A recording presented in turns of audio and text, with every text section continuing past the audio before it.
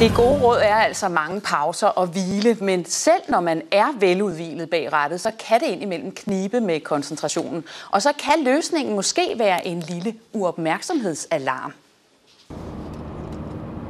Det er bare et lille kamera i forruden og et lille display.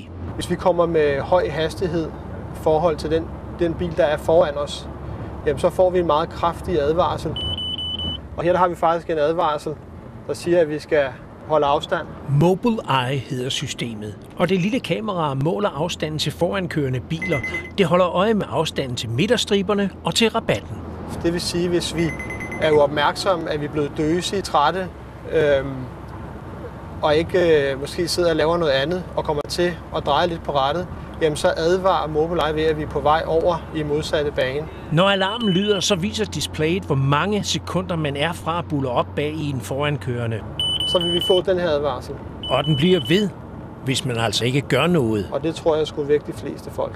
7.500 koster den lille uopmærksomhedsalarm. Det har reddet mig 3-4 gange fra at ende helt galt, eller hvor det kunne ende helt galt. Men man kunne jo frygte, at en uopmærksomhedsalarm bliver en sovepude for dovne bilister. Nej, det skal det ikke være.